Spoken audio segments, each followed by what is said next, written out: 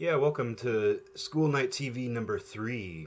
And it's been a few weeks since the last couple, which were done elsewhere. So here we are at my home studio. Home studio. Um, Feeling a little down, and I figure, considering the manic state of the prior episodes, I think a little down state isn't so bad. Also, going to keep it shorter. I don't think I can do 45 minutes unedited. And, needless to say, life's been crazy, and crazy on the small levels. Life doesn't get crazy on some fantastic mythological level. I think that's a big mistake that people make, is thinking that the true craziness has to be this big geyser of television magic, when really it's just these tiny little microscopic things that you're lucky if you can even mention to somebody else.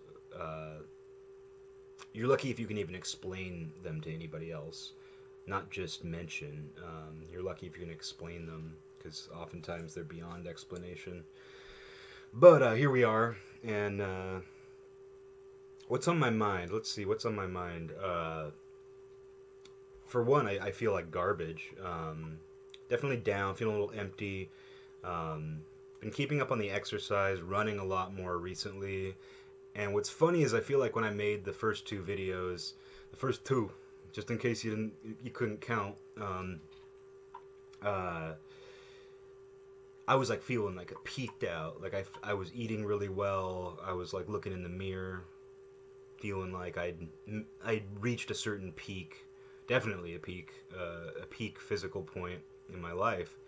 And then that weekend, I proceeded to just ruin myself with sugar, so much sugar. And I do that now and again. Like if I'm house sitting or something, and there's like a lot of sweets, a house with a lot of sweets in it. I'll just gorge myself. I'll destroy myself with sugar to the point where like I'll have like a hypochondriac nightmare.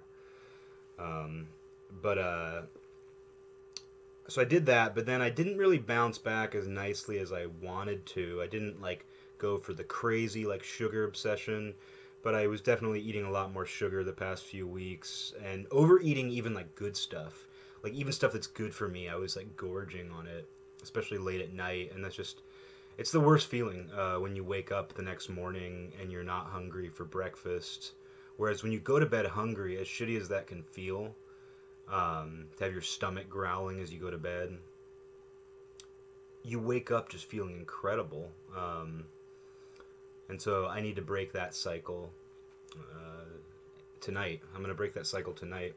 It's 1 a.m. and I'm not eating anything. Baby, I'm not eating. Uh, but yeah, I have become very aware of the impact that my diet has on me, and just the way that does things. It does things to me, man. My diet does things. Um, but what I've been thinking about a lot is the idea of control, and how much we really try to control so much around us. And I know that when I was younger, I was very controlling.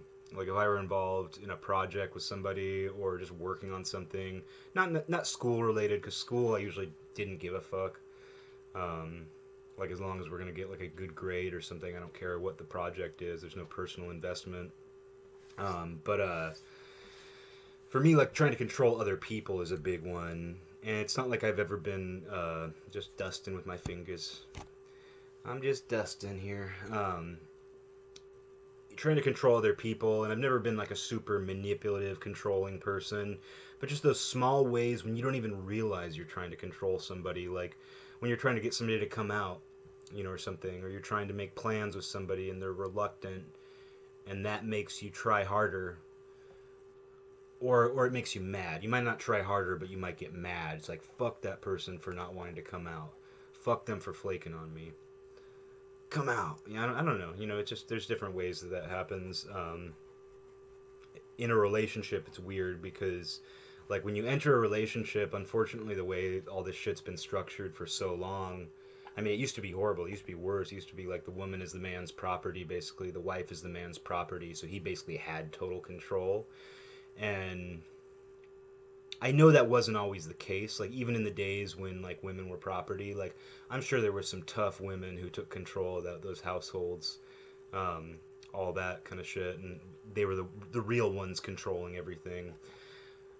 You know, for better and worse. But like, you know, in the past, it was obviously the husband's the master of the house. He's the master of these people, this home. He's the master of everybody inside and all that. What he says goes. But I'm not even talking about that. I'm talking about like even now when you enter into a relationship with somebody, there's this unspoken deal you're making where it's like basically we have a certain level of control over each other, or we want a certain level of control over each other. We've made a deal. She and I have made a deal, and part of that deal is to be able to tell that person where they can and can't go, what they can and can't eat for dinner, what they should or shouldn't do in any given situation. And I know that's not really the case. Like, I mean, it's like that stuff's awful, you know, like when someone, it's common, but it's awful. Um, but really, that's people have that in their brains that that's okay to do. And while I've never been that person who's like, you're going out with Bobby and Jessamine. I don't know what I'm saying. Is that's a name, right? I don't know. But you can't go out with them. You're gonna stay home with me. It's a scary voice saying scary things, but still very real. Um, and I've felt that. You know, while I've never said that, I've never like told a girlfriend she can or can't do something. I know that I've had that feeling of like wanting to tell them not to do something, and it all comes from this place. I mean, for me, it always came from this place of like not wanting to get cheated on. I think that that's like a one of the big fears of like not having control, or of like your person being out and about, out on the town. He's out on the town, and I just know she's cheating. She's got those cheating bedroom eyes.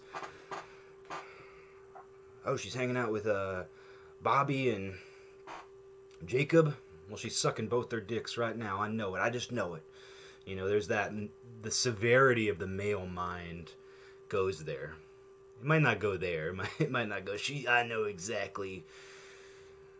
You know, there's a gangbang going on right now, and my wife's gonna have no part in it. You know, it's like it might not go all the way there, but it's all like on that same road. It's all on that same train track, and it's scary, you know. And it's what's scary about it is that it's not just like a drunken thing, because there's drunken jealousy. There's things like that. There's a million country songs if you've listened to my radio show about drunken honky tonk murder. Honky tonk murder. But there's a lot of stuff about that where it's like, you know, a guy made eyes at another guy's woman and now he's fucking dead. Because her drunk honky tonk husband saw, and he's a jealous man, you know. The song, uh, It's Nothing to Me. My favorite version is the Red Kirk version, but there's a bunch of good versions. It's called "It's Nothing to Me," and it's about this very subject.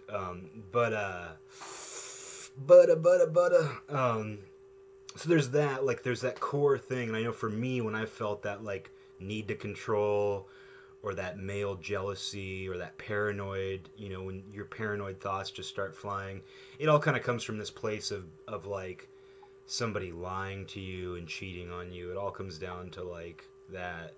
Um, but what's even more fucked up is that's not always true for everybody. And there's a lot of people who go through those same paranoid delusions or have those same controlling freakouts over things like even if they know their wife or girlfriend is out on a platonic play date, even if she's out on a platonic play date with her best gal pals, and she's sending you selfies of her and her friends, so you know it's all women. There's no hard cocks in the background, you know. Um, Even despite that, there's a lot of guys who will be mad and controlling, and they want their woman home. They don't even want her out with the girls having the time of her life for her best friend's birthday. because they are lacking control. And the unfortunate thing about relationships is people are willing to let people have that control. It's not just about wanting to exercise that kind of disgusting control, but it's also people let it happen because they do it. It's a two-way street. While there are the situations where you have just this one person who's just domineering and scary and controlling, and they just run the show, and the other person's meek. I think a lot of times there is a two-way street to it, where both people are exercising their control fantasies. And what I want to get to about that is that in trying to exercise that control, you're basically willing the opposite to happen. Um, you're sending a desperate energy out. You're sending a desperate energy out into the universe. A desperate energy, dude. That's gonna be the name of my book. But that's really what you're doing. You're sending this desperate energy. It's almost like if you're in a relationship with somebody and you can feel them pulling back. I don't know, touching my chin with my middle finger. It wasn't intentional. You can feel them pulling back the middle fingers. But you can feel them pulling back. I think the natural tendency is to respond to that with what's called like love bombing, where it's like, oh, my girlfriend and boyfriend just seems kind of cold and aloof, just a little bit cold and aloof. Things are different. Things are different. It's like that old song. It's like those million and it's like those 5 million songs that have been recorded. My life is just like that. But no, when that's going on, it's like your brain, it's like says like, oh, I'm gonna test the waters a little bit. I'm gonna be like extra nice and loving. I'm gonna be extra nice and loving, which itself is manipulative to consciously do that. To be like, I'm gonna be extra nice and kind and show my love so that I can get what I want. You know, it's like that's how a lot of people approach positivity and all that shit. It's very self-serving, and they're not gonna get what they want. Look in my eyes. They're not gonna get what they want. And it's exactly what I'm getting at, though, is the person starts love bombing someone. They're like, something is different. This person that I care a lot about and who has been very close with me is not. They seem different and they seem unhappy and they're not engaging me. Is it about me? Is it about me or is it about just them? And those are the sorts of questions you have to ask. Like, is it about me? Is there anything I can do in this situation? And that's a good question to ask yourself. But when you start trying to control it, when you start sending that desperate energy out, like I just said, it's the desperate energy, being like, it's like say you never sent good morning texts. That's a thing, right? A good morning text. So it's like you never sent good morning texts to your girlfriend or something, and you feel like something's wrong, and it might involve you. So you start sending her like good morning texts, and you start like going over the top with like shit. You start using smiley faces where you never use smiley faces, emojis, emoticons. You start using those when you never did before. You start sending little hearts, little heart emojicons, little heart smiley emojicons where you never did before. And what you're doing is you're not sending what that heart represents. You're not sending love and energy. You're sending desperation, and you're trying to crack a code, and you're not going to get what you want. Like, even if you don't like break up, even if things work out, it was just a funk.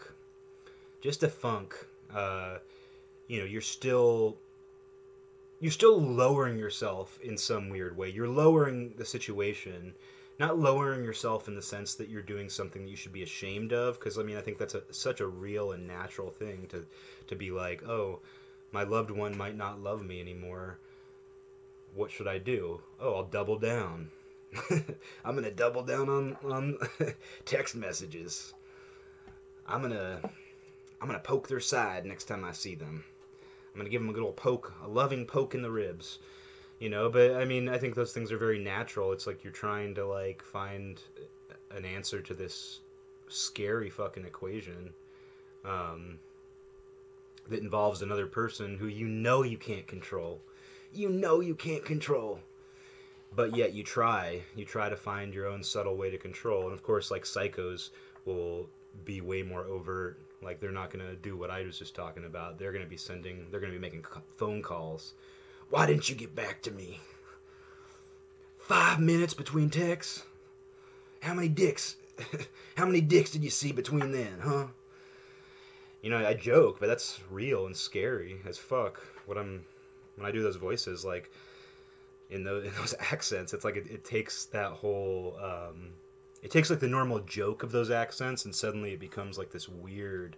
It makes me feel weird. The day school night TV number 3, the day that the accents finally made me feel weird. I know they've made other people feel weird, both in person and who've listened to the show. But the day that the accents finally made me feel weird, July 31st, 2017.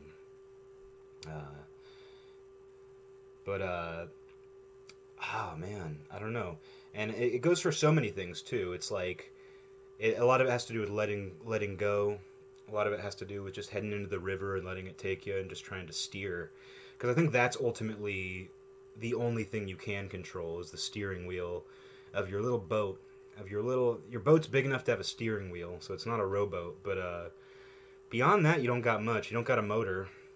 Sometimes you'll catch some wind or something, but you don't got a motor on that little boat. You just got a wheel, and you can't control everything. I'm playing with this rubber band, if you're wondering. Playing with this little baby rubber band. This little baby rowboat rubber band. Uh, little baby. Sorry. But yeah, all you got is your steering wheel and your boat. And your boat, you know, you weren't the first owner. You know, you inherited this boat. You inherited this boat, and you got to take care of it. You got to maintain it. You got to maintain the boat. Just because you inherited it doesn't mean you inherited some maintenance guy who's going to take care of your boat for you. You got to take care of your boat. You know, if you want it to, if you want it to float right, if you want it to sail right, you got to take care of the boat. You know, if you don't want it to float right, if you don't mind a sinking boat, or you know, something like that. If you don't mind your boat sinking, then don't take care of it. But if you want the boat to float, you better take care of it. But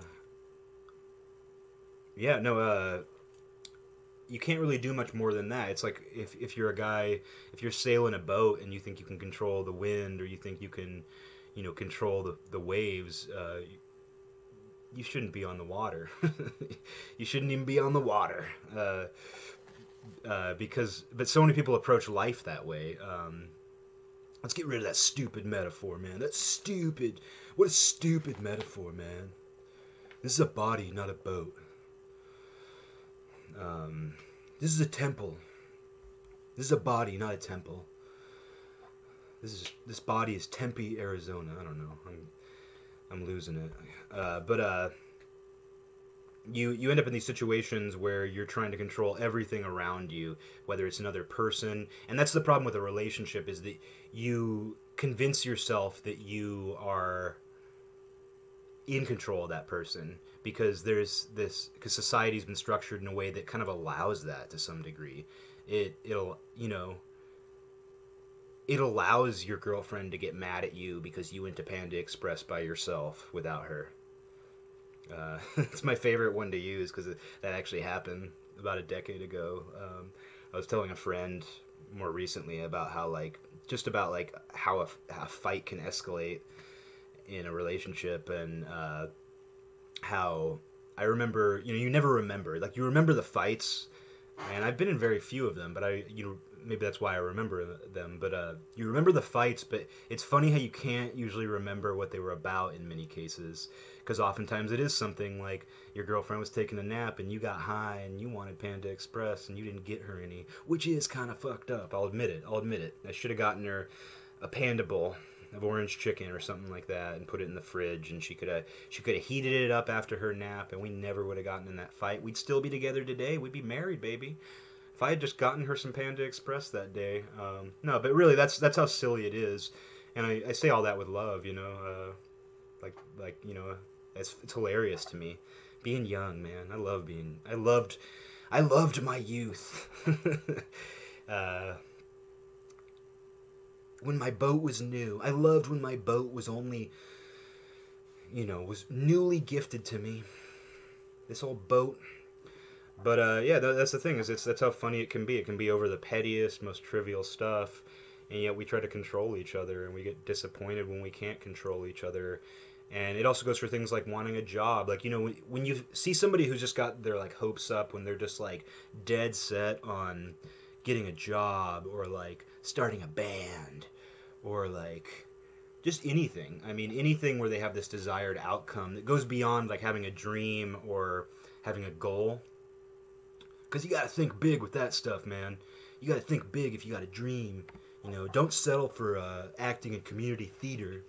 Uh, you should be thinking big, headline action movies. Your name on the marquee, baby. Starring Eddie Rockwell. You know, I'm not talking about dreams and goals. What I'm talking about is just like when someone is just like convinced that they can control this purely external thing, or even if they're a part of it, they're trying to control everything outside of themselves. And in doing that, though, they forget to steer the damn fucking boat. They forget to actually do the one thing they can control, which is steer the boat. And of course, they end up hitting rocks. They don't see the lighthouse. I could this metaphor, man. Metaphors are so stupid. Metaphors are so stupid. They really. I feel embarrassed using a metaphor like that. Like even though it's really perfect and on point and applies so well to this discussion and to life in general, I feel so embarrassed. I'm humiliating myself right now by using a metaphor. What's a metaphor for, man? What's a metaphor? What do you even use a metaphor? Um, for nothing. For trying to explain something that you could explain using literal terms, but you want to get all fancy and talk about how your body's a boat and the people and situations around you are the water, and all you can do is steer around them and maybe take a splash here and there. Say hello to a seal pup if it pops its head out of the water. You know. No, but we don't know. That's the thing. We don't know. Um, and that fear of the unknown is a large. That's where all the control really comes from. Because if we knew, like, I think the relationship example is a good one. Because if you had a camera, if you had a nanny cam on your girlfriend when she goes out on the town with her friends, you'd probably feel sick to your stomach because you'd realize that she's just like up to having a good wholesome time, and you're the bad guy by spying on her. You know what I mean? Like that's how things work. It's like you're gonna check someone's email because you don't trust them, and then you find out that they like special ordered like the thing you always wanted for your birthday. You know what I mean? That's and then you feel like you're the bad guy. That didn't happen. Like that's not. I've never been a snoop. Thank God. That's all I need. I'm a creep, but I'm not a snoop. I'm not a snoop. Um, well, baby, I'm more of a creep than a snoop. Not to brag. Um, but yeah, that's a thing. You know, it's like usually you look like the bad guy by being that person, and desperation, man. Desperation to control. Desperation. You want love so bad. You want an outcome so bad. You want life to do what you thought it was going to do so badly that you think from with your little body that you can just grab life. And sometimes you can. You know, there's magic out there. Sometimes you just will hit that streak where you are just grabbing shit and you're like pulling life in. You're holding life in tight. Maybe you've jumped in the water. Let's keep going with the metaphor. You've jumped in the water and you're just splashing. You're like, fuck it, dude. I'm so sick of like getting wet in my little boat and dealing with so much shit that I'm just gonna like go for it. I'm gonna jump straight in and just grab it. But I mean, but when life is like working in a way where it feels like everything is just like in your grip, how much of that is just an illusion? You know, maybe you just hit a lucky streak. Maybe you just hit a nice little pocket, and that's kind of what I'm talking about. Where it's like when you give up on controlling situations, you might not get what you want, but you're not going to will the opposite to happen through your desperation. You know, because that's what happens with desperate energy. Uh, is that you will something to happen. Like if your girlfriend's out on the town, I don't know why I keep using that example because it's fortunately hasn't been something that I've really had to worry about too much. But like I think that's a universal example that's really easy to understand. Is just primal jealousy and the way that life turns us into these animals who think too much, but we still have these these basic animal feelings and thoughts and animal paranoia. Um, but by if you're out on the town, you're getting these desperate text messages from your boyfriend, and even if they're not like over the top, like what are you doing? Even if they're just something like, me and the cat are enjoying Netflix by ourselves tonight. Hope you ladies are having a good time. Like those weird sort of like that's such a thing, like where because I bet you know exactly what I'm talking about. If you're watching this and you're an adult human, I bet you, even if you're not an adult, I bet you know exactly what I'm talking about because that's such a thing. Like, enjoy your night, like, and then that person then starts sending like all these messages that are like, we're just doing this. Oh, we just cooked a pizza. And it's like by sending that like desperate energy, and especially if that desperate energy becomes like really clingy and controlling, like, so what time you think you're gonna be home, huh? You know, oh, you're having another drink, that sort of stuff. Um, you will absolutely push that person away. Even if they don't cheat on you with the nearest guy, even if they don't do that, it's like you're still creating some dissonance and some energy, dark and desperate energy. No, you're still creating some dissonance there, and therefore willing the opposite thing to happen that you want, because what you're looking for is a connection. But even if your girlfriend doesn't run around and even if she doesn't go to the sex club and just to spite you, even if she doesn't do that, uh, to the sex bar, she's going to the sex bar to meet some guys. It's like the singles bar, but no. But even if she doesn't do that, it's like you're still creating some dissonance where you just wanted to create a connection. So you're really getting the opposite of what you want. Um, and it's really true for so many things. I mean, it's true for every kind of relationship, really. I mean, I think the whole man and woman thing is the easiest thing for me to talk about, since like so much music is about that. So many, it's something that I think about a lot, even way outside of my own realm of experience, um, past, present, or future. Like I often just think about the dynamics between like couples and things like that. I think there's I mean, I know most of the major breakthroughs I've had in terms of like understanding life and not understanding life, because I think that's a breakthrough too, is understanding that you don't understand life. But most of those I think haven't been the result. Most of those sorts of epiphanies and like the really deep thinking, it hasn't come as the result of a relationship or the result of the end of a relationship, but I feel like those almost like are some sort of catalyst for that form of thought. I mean, not almost. I think it absolutely is. It's like I was talking about before, where I think the thing that people struggle with the most when they are broken up with isn't the actual loss, even though that sucks. The loss fucking sucks. But what they're really struggling with is dealing with themselves again. And,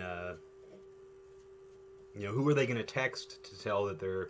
Who are they going to text and say, me and the cat are watching Netflix. Hope you ladies are having fun. They can't text anybody that anymore. And then like they meet a new girl and they move a little too fast and start sending those kinds of messages right away. And the girl is a pretty well balanced person and doesn't appreciate that. She just doesn't appreciate it. He's giving off creepy, clingy vibes, like he's not over his ex. this new guy I'm seeing is not over his girlfriend, his ex-girlfriend. She's not pretty anyway. Um, but what a world. What a fucking world. It's great, but that need to control, and I mean, our roles allow it, like in the same way that, being a boyfriend suddenly gives you this apparent permission to like be a little bit controlling. You know, uh, I'm not saying it actually does give you that permission, but there is this weird acceptance of that. Uh, on the other hand, though, um, being being in any role really, because I mean, you think about like someone walks into a building and they're not a boss, they're not a manager, they get hired in that same building, they get hired to be a boss or manager. Suddenly they have to think about controlling other people a lot. That's like their life is controlling other people.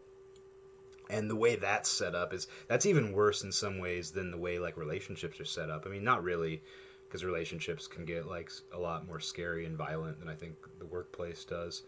But still, at the same time, it's like you're telling someone, okay, you were just a guy a second ago, and now that you have this title, or you did this thing, you started a business, you have a title, you have this.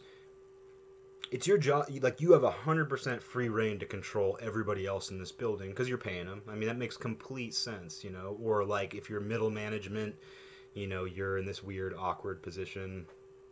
You got to balance this thing out.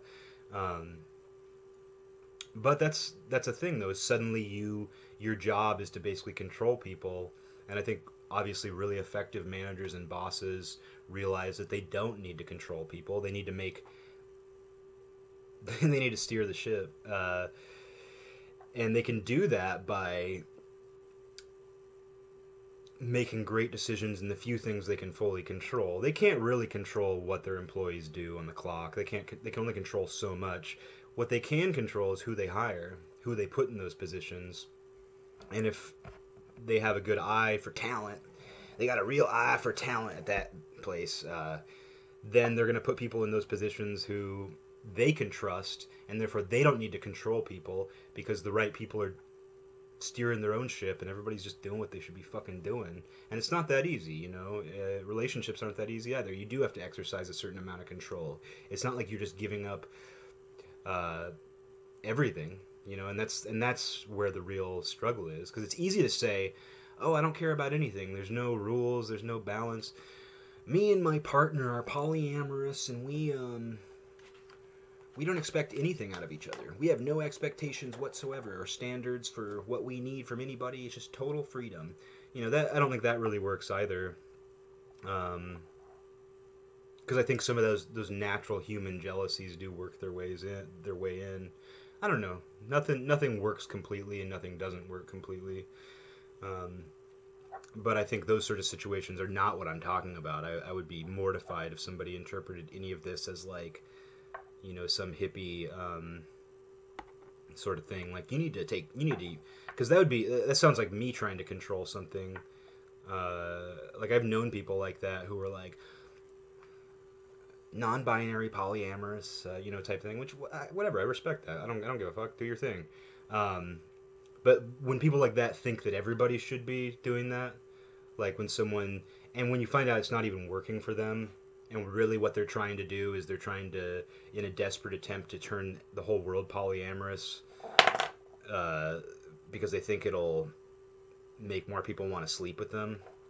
I don't know. I think that's a real thing. I think people really think that. I think they think that if the whole world was polyamorous, they would get laid more, but it doesn't work that way. People are still doing all those things without being polyamorous. But anyway,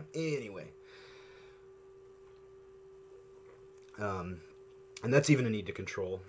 Like, if you're sitting there like preaching on how the natural state of things is polyamory and all this, and everything else is a failure, you're almost like trying to control things yourself. So I mean, that's what I mean though. It's so hard to not try to control things. I'll tell you one thing. I go to a building, I look for the exit right away. Uh, That's so that I can leave at any time. It's not for safety reasons. It's not in case of fire. I go to a building. I always like to know where the exit is. I had a thought the other day, which was there's two kinds of people in this world: those who already know where the exit is, and those who have to ask. Um, Excuse me, where's the exit? Oh, it's under the glowing green iconic sign that you see in every building that has an exit. But for me, that's deal number one in a new building is where how can I leave if I can't and not just if maybe I can leave through the front door. What's another way I can leave? Even if I already know a way to leave, I want to know another way to leave. Where does that door go? You know, that's how my mind works. Like, I want to know as many ways to leave as I can, and that's about control. And that's the sort of that's steering your ship. It's like if you're in a place and you don't like what's going on, hey baby, I know where the exit is. You know, it's better than knowing where the water cooler is. It's better than knowing the band, knowing where the exit is. Whew, it's worth gold in my world. But that's a way that you can control your situation. Get out. I don't really love what's going on here, and I could try to control this situation by arguing with people or being like a negative presence by draining everybody and like trying to make everybody do what I want them to do, or I can just leave. Options yours. I don't have too much more to say on this.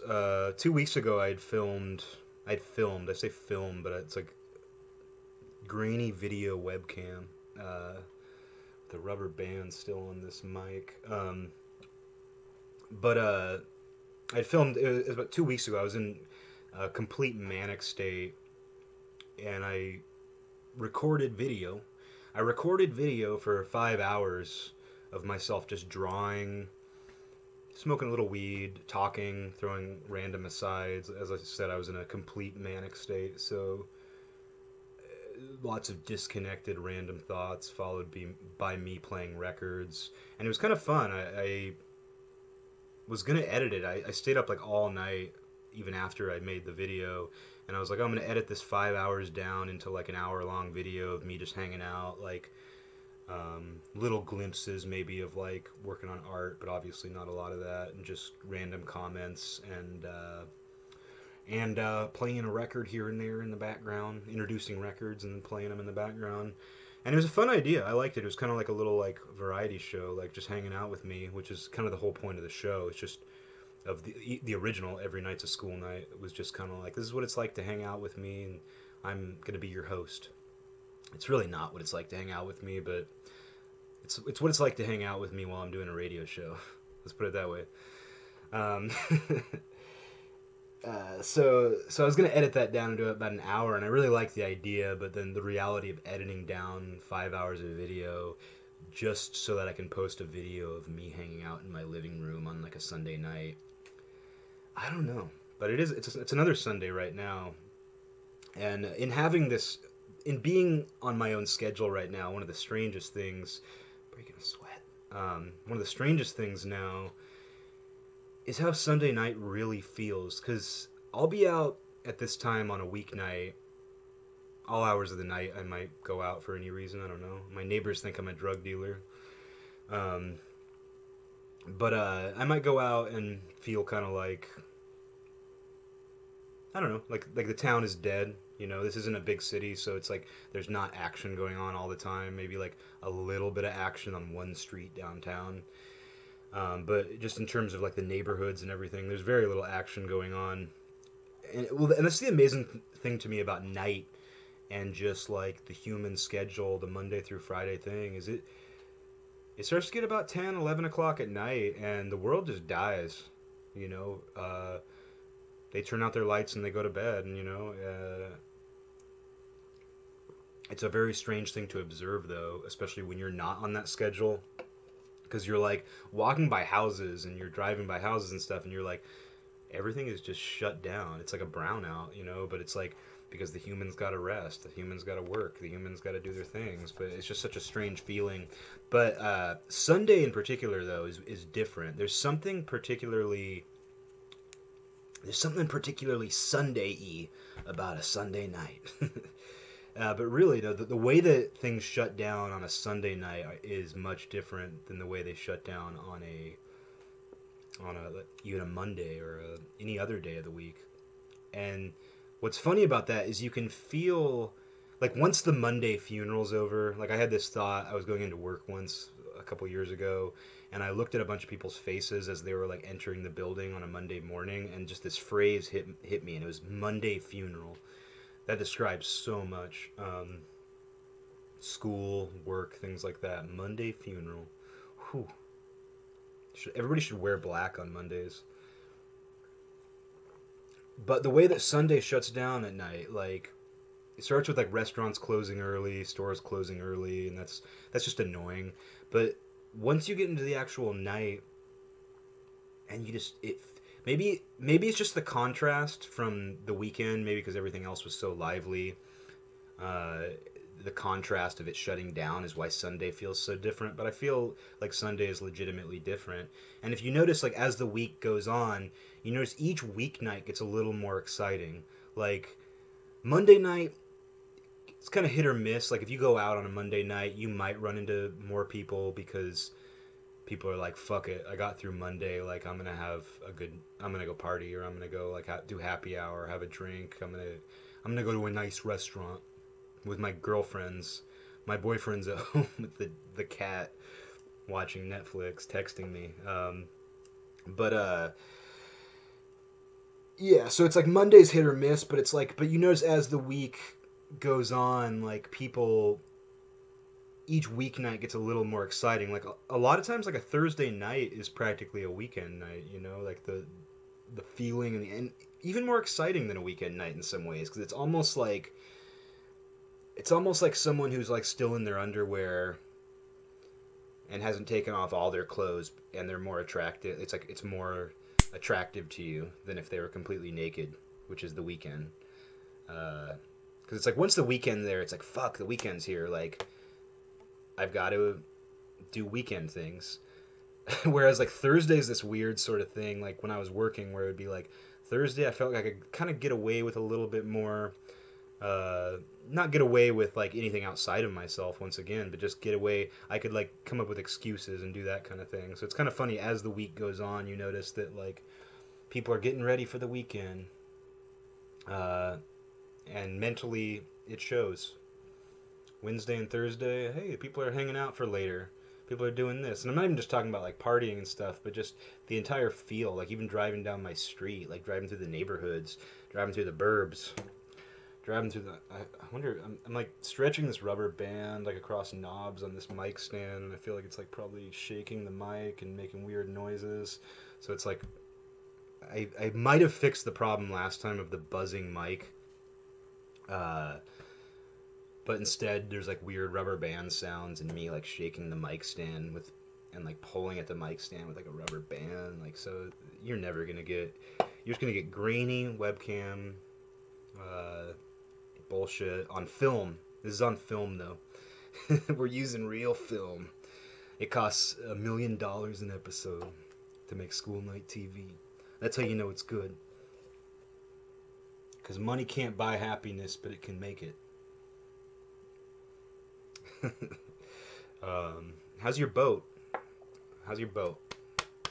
All right. Well, we'll see if I actually cut down the 5 hours from a couple weeks ago. Probably won't. It was a time and place. It was a time you had to be there. You really just kind of had to be there.